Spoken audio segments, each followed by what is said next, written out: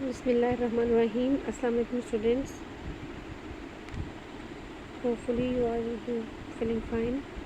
Today we will study about the nervous and sensory functions in mammals.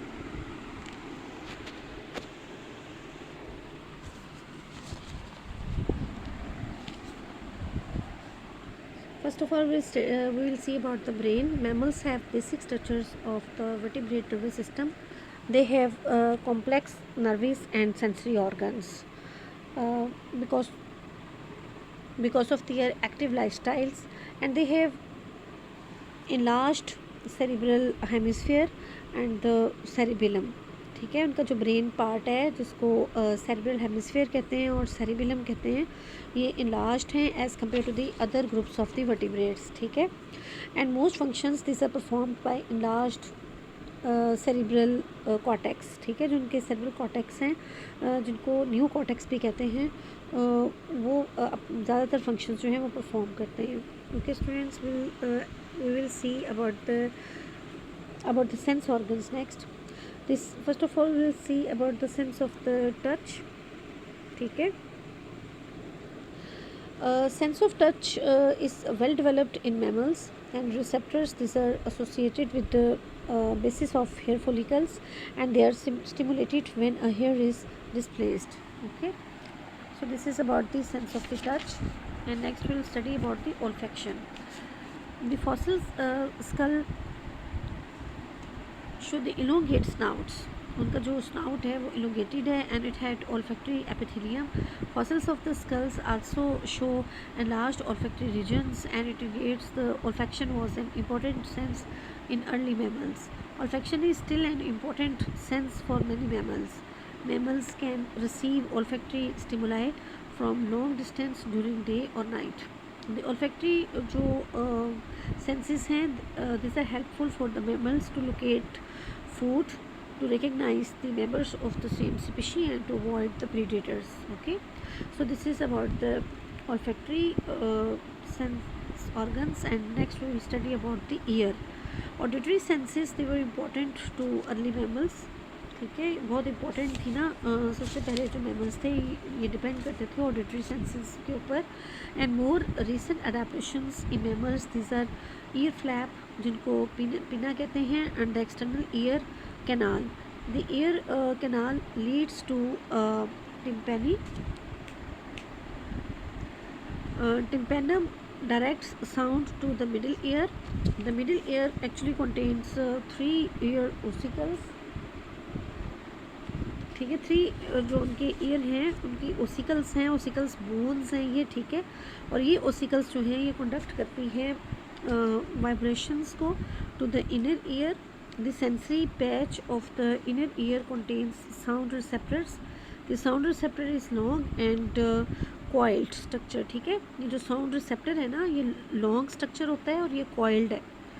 Coiled क्यों है? Just to इलाज the surface area for receiving the sound waves, जिसको जो है वो cochlea कहते हैं. और ये जो cochlea, it has more surface area for the receptor cells. It gives mammals greater sensitivity to pitch and volume as compare to the reptile group. जो क्रैनियल कास्ट हैं of the early mammals, they show well developed auditory regions. Next will study about the eye. ठीक है, vein जो है ये बड़ी important है mammals के अंदर. ठीक है, vein is an important sense in many mammals, and the mammalian eye structure is similar to other vertebrates. Accommodation occurs by changing the shape of the lens, and the color vision is less developed in mammals as compared to the reptiles and the birds. देखिए, birds जो reptiles जो हैं उनके अंदर जो colour vision है वो well developed है, लेकिन ये mammals के अंदर जो है वो इतनी ज़्यादा वेल डेवलप्ड नहीं है as compare to the reptiles and the birds. Rods जो हैं they dominate the retinas of the most of the mammals, and they support the hypothesis that early mammals they were nocturnal. अब देखिए कि ये जो rods हैं ये night vision के लिए बड़े इंपॉर्टेंट रोल प्ले करते हैं और ये फॉसिल रिकॉर्ड शो करता है कि जो अर्ली मैमल्स थे वो नॉकटर्नल थे, वो रात के वक्त जो है वो अपना शिकार करते थे, इसलिए उनके अंदर जो रॉड्स हैं वो डोमिनेट करते थे। और जो प्राइमेट्स हैं, स्केल्स हैं and few other mammals, they have well developed colour vision, उनके अंदर कलर विजन बड़ी इंपॉर्टेंट है। Okay students, now will study about the excretion and the osmoregulation in the mammals. Excretion के बारे में सबसे पहले देखते हैं बेटा। मैमल्स जो हैं दे हैव मेटानेफ्रिक जो किडनी है, ठीक है, उनकी मेटानेफ्रिक है। It evolve from the lower part of the middle portion of the ancestral kidney. और जो मैमल्स हैं दे एक्सक्रीट यूरिया, यूरिया को एक्सक्रीट करते हैं ये। Ammonia is very toxic but mammals being terrestrial, most of the mammals these are being terrestrial, they convert ammonia to urea which is less toxic as compared to the ammonia। और urea को excrete करने के लिए smaller amount of the water is actually required as compare to the ammonia, so that's why it is converted to the urea in the mammals। Ammonia is converted to the urea in the mammals by a cycle which is called as urea cycle and doesn't require large quantities of the water during its excretion। okay, और ये highly soluble है urea जो है water के अंदर and it cannot be excreted in a semi solid form, thus some water is lost for the excretion of the urea। excretion जो है mammals के अंदर it is major source of water loss, ठीक है। अच्छा, अब चूँकि वाटर लॉस होता है ज़्यादा, लेकिन जो मैमल्स हैं उनको लेस वाटर जो है वो लिमिटेड वाटर की अवेलेबिलिटी जो है वो मौजूद है। So that's why there are present different adaptations to reserve the water in the mammals. तो इसमें हम देखते हैं ग्लोमेरुलस का स्ट्रक्चर है, ठीक है, वो स्ट्रक्चर भी मैं आपको भी दिखाऊंगी। ये स्ट्रक्चर है, ठीक है, ये मैं आपको इसकी पिक्चर जो है वो सेंड कर दूँगी, ठीक है। उस पिक्चर से जो है वो आप इसको अच्छी तरह से स्टडी कर सकते हैं, ठीक है। जो ग्लोमेरुलस है, nephron of the cells they contains groups of the capillary like vessels, जिसको ग्लोमेरुलस कहते हैं। ग्लोमेरुलस जो है it filters the fluids and some solutes from the blood, ठीक है ना। ये ब्लड से जो स्मॉल पार्टिकल्स हैं, स्ल्यूट पार्टिकल्स जो हैं, उनको फ़िल्टर करता है। और जो एक्सक्रीटरी ट्यूब्यूल हैं, the reminder of the nephron it actually contains the tubules and these tubules these reabsorb water and essential solutes. जो ट्यूब्यूल्स हैं they also secrete particular ions into the filtrate, ठीक है। अब इसमें जो लूप ऑफ द नेफ्रॉन है ये बड़ी इंपॉर्टेंट है, ठीक है। और ये एक स्पेशल अडेप्टेशन है to reserve the water in the mammals, it is the primary adaptation इसको हम कह सकते हैं। और this loop is a portion of the tubule system. और जो ट्यूब्यूल सिस्टम है, loop produce more concentrated urine, ठीक है। इस लूप ऑफ हेनले भी इसको कहते हैं after the name of the scientist who has actually discovered it for the first time, loop of Henle, ठीक है। और ये जो लूप ऑफ नेफ्रॉन है ये जो है यू शेप्ड होती है, ठीक है। और असेंडिंग और डिसेंडिंग लूप्स जो हैं उनके ऊपर मुश्तमिल है ये, ठीक है। असेंडिंग एंड डिसेंडिंग लूप्स होती हैं। और ये इनका जो स्ट्रक्चर है ये हाईली कॉन्सेंट्रेटेड जो यूरिन है उसको प्रोड्यूस करता है। For example the urine of the beavers is twice concentrated as the blood and the Australian hopping mice produce urine 22 times more concentrated as compare to the blood, ठीक है students. So this is all about the excretion and the osmoregulation excretion, and now we'll study about the osmoregulation। अच्छा, water loss जो है it varies greatly in different mammals depending upon their habitat, ठीक है। जैसे भी उनकी habitat होती है उसके अकॉर्डिंग जो है ये इनके अंदर जो है वो osmoregulation process जो है वो मौजूद होता है।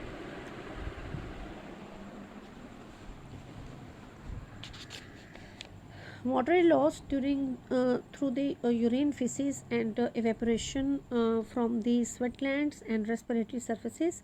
Mammals they have many behavioral and physiological mechanisms to reduce the water loss in dry environments। okay, इनके अंदर बहुत डिफरेंट किस्म की जो behavioral भी adaptations या mechanisms मौजूद हैं और physiological mechanisms मौजूद हैं जो कि कम से कम water loss जो है वो होने देते हैं, ठीक है।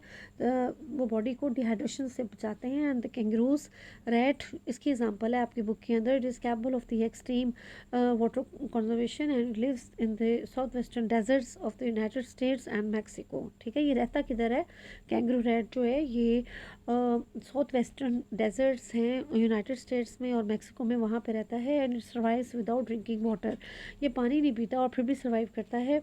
इसकी जो अडेप्टैशंस हैं just to conserve the water वो कौन कौन सी हैं? Its feces this are almost dry. ठीक है, कोई भी पानी जो है वो ड्राई नहीं होता, बल्कि ये ड्राई फॉर्म में जो फिशेस है वो एक्सक्रीट होता है। And it has nocturnal habits. रात के वक्त ये शिकार करता है। रिड्यूसेस एवेपोरेटिव वाटर लॉस, और इस तरह से सनलाइट से बच जाता है और एवेपोरेटिव जो वाटर लॉस है वो नहीं होता।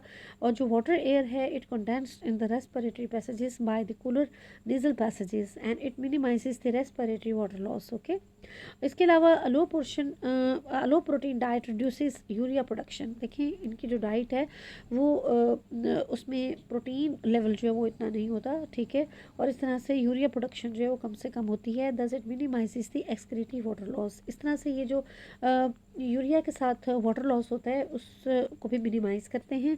इसी तरह से जो कैंगरू रैट है इट ईट्स ड्राई सीड्स। ये खुश्क किस्म के सीड्स जो है वो खाता है। And these seeds this are rich source of carbohydrates and the fats. Okay, जो मेटाबॉलिक ऑक्सीडेशन है कार्बोहाइड्रेट्स की, it produces water as a by product. Okay students, so this is about the osmoregulation in the mammals, and now we will study about the behavior. Okay, mammals they have complex behaviors. It increases their survival. अब देखिए ये complex behaviour की वजह से ही इनका survival जो है वो पॉसिबल है।